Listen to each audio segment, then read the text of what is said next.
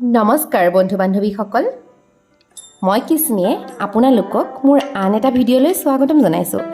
আহকচোন আজি আমি প্ৰতিমা নিৰ্মাণৰ আঁৰত এগৰাকী শিল্পীৰ কিমান সাধনা কষ্ট লুকাই থাকে তাৰ বিষয়ে কথা পাতোঁ। ফেষ্টিভ ছিজনত তেওঁলোকে সময়মতে পূজা মণ্ডপসমূহৰ প্ৰতিমাৰ ডেলিভাৰী কৰিব লগা হয়। সেই সময়ত তেওঁলোকে দিন ৰাতি একাকাৰ কৰি প্ৰতিমা সাজি উলিয়ায়।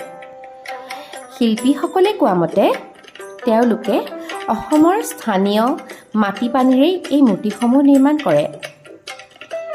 কিমান সাৱধানে প্ৰতিমাসমূহ নিৰ্মাণ কৰা হয়, আকৌ ৰ'দত শুকুৱাই তাত পেইণ্ট কৰি প্ৰতিগৰাকী প্ৰতিমাক বস্ত্ৰ পৰিধান কৰোৱা হয়।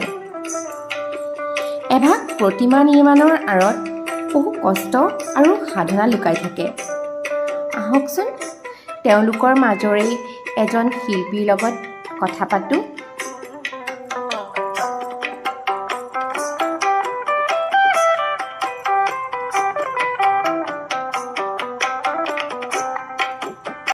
যে এয়া মূৰ্তি বনায়, মানে কেনেকৈ বনায়, মাটিবোৰ ক'ৰ পৰা আনে, তেনেকুৱা আৰু।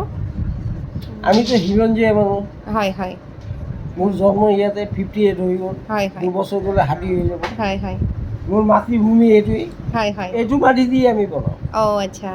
আমাৰ অসমৰ মাটি দি মাৰ প্ৰতিমা বনাওঁ। বাহিৰৰ পৰা কোনো মাটি নাহে। হয় হয়। আমি চাই আনো, আমাৰ পথাৰৰ মাটিয়ে। হয়। আমাৰ চাই আনিব লাগে, কোৱালিটি আছে। হয় হয়। আমি চাই পেলাই মাটি। ঠিকে আছে, ঠিকে আছে, ভাল লাগিলে আপোনাৰ লগত কথা পাতি। ধন্যবাদ। শেষত প্ৰতিগৰাকী প্ৰতিমা নিৰ্মাণকাৰী শিল্পীকে মোৰ ফালৰ পৰা শ্ৰদ্ধা যাচিলোঁ। ধন্যবাদ। আজিলৈ আহিলোঁ দেই।